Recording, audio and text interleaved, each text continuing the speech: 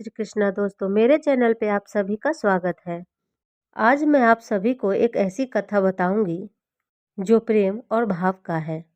वह प्रेम और भाव जो कर्माबाई के मन में भगवान जगन्नाथ के प्रति है।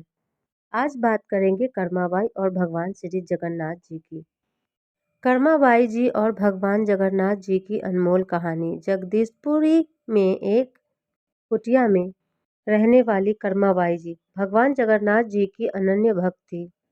भले ही वे पूजा पाठ की विधि के सारे गुणों से अनजान थी, परंतु अपने प्रेम और वात्सल्य से भगवान की नित्य सेवा करती थी। एक दिन कर्माबाई जी ने देखा कि मंदिर में भगवान को भोग देर से लगाया जाता है और उन्होंने यह विचार किया कि दिन में तो भगवान रोज भोग लगाते हैं और भगवान के पास बहुत सारे दिन में भोग उपलब्ध होते हैं, पर जब मंदिर के पट बंद हो जाते हैं तब भगवान जगन्नाथ जी क्या पाते होंगे और क्या खाते होंगे। कर्माबाई को बहुत दया आया। उसने यह विचार किया कि भगवान जगन्नाथ जी को रात में भूख लगती होगी। उसने यह विचार किया और एक दिन जल्दी सुबह 3 बजे उठकर भगवान जगन्नाथ जी के लिए खिचड़ी बनाई और उन्हें रो रो कर पुकारने लग गई। भगवान प्रेम और भाव के भूखे हैं। उन्होंने कर्माबाई की करुणा सुनी। उनकी पुकार पर भगवान जगन्नाथ जी कर्माबाई के गोद में बैठकर कर्माबाई के हाथों से उनकी बनी हुई खिचड़ी को खाया। जब भगवान जगन्नाथ जी ने कर्माबाई की खिचड़ी खाई तब उस दिन कर्माबाई बहुत खुश थी और उनके मन में यह प्रसन्नता थी कि आज भगवान का पेट भरा हुआ है। इसी तरह वह रोज भगवान के लिए खिचड़ी बनाती और उन्हें पवाती। बिना नहाए धोए जल्दी से उठकर सुबह वह यही काम करती थी। एक दिन भगवान को पवा के घर का सारा काम निपटा के वह स्नान के लिए निकली। ज्यों ही गंगा नदी में वह स्नान के लिए आगे बढ़ रही थी, वहीं एक बहुत ज्ञानी संत बैठे हुए थे। वह भी भगवान के बहुत बड़े भक्त थे। उन्होंने पूछा, कर्माबाई, आज तुम देर कैसे हो गई?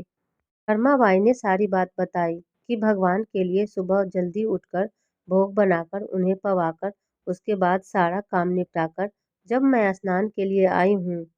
महाराज जी, इतना सुन ज्ञानी महाराज जी गुस्से से लाल हो गए और उन्होंने कर्माबाई को बोला, कर्माबाई, यह तुम क्या घोर अनर्थ कर रही हो? बिना नहाए धोए तुम भगवान को भोग लगाती हो और उनके लिए खाना बनाती हो और उन्हें खाना परोस के खिलाती हो। यह तो बहुत बड़ा अपराध है। कर्माबाई ने हाथ जोड़े और कहा, कल से मैं नहा धोआ के भगवान के लिए भोग लगाऊंगी। मुझे क्षमा कीजिए महाराज, मुझे यह ज्ञात नहीं था। कर्माबाई ने फिर दूसरे दिन जल्दी से उठकर अपना सारा काम निपटाकर नहा धोआकर खिचड़ी बनानी शुरू की। उधर जगन्नाथ जी कर्माबाई की खिचड़ी को खाकर स्वाद से चटकारे ले रहे थे। उन्हें ऐसा ही अनुभव हो रहा था। फिर भगवान जगन्नाथ जी ने देखा कि आज तो कर्माबाई ने उन्हें पुकारा ही नहीं। भगवान उस दिन बिना पुकारे कर्माबाई के दरवाजे पे पहुंच गए और कहने लग गए, कर्माबाई, आज तुमने मेरे लिए खिचड़ी नहीं बनाई? कर्माबाई बोली, भगवान मुझे माफ़ कर दीजिए, आज मैं लेट हो गई।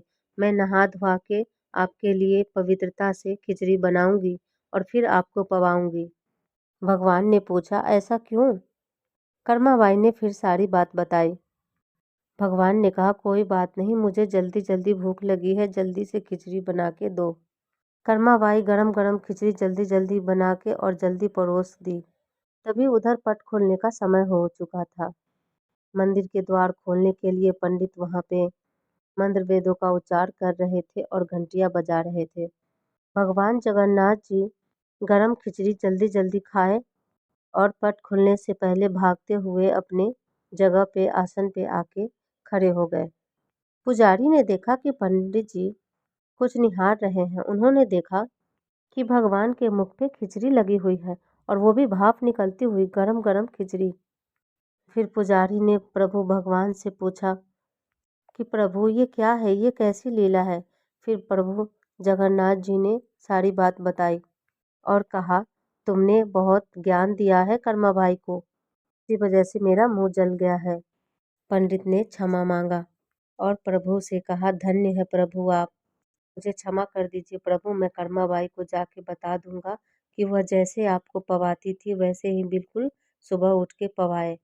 और फिर जल्दी जल्दी सुबह भागते हुए पंडित जी गए और कर्माबाई को सारी बात बताई और कहा कि नहाना धोना छोड़ो, तुम भगवान जगन्नाथ जी के लिए जल्दी सुबह उठ के उनके लिए खिचड़ी बनाओ और उनको पवाओ। भगवान नहाना धोना पूजा आरती से खुश नहीं होते हैं, भगवान प्रेम और भाव से खुश होते हैं। आशा करती हूँ आप सभी को यह कथा अच्छी लगी होगी। जय श्री कृष्णा। राधे राधे।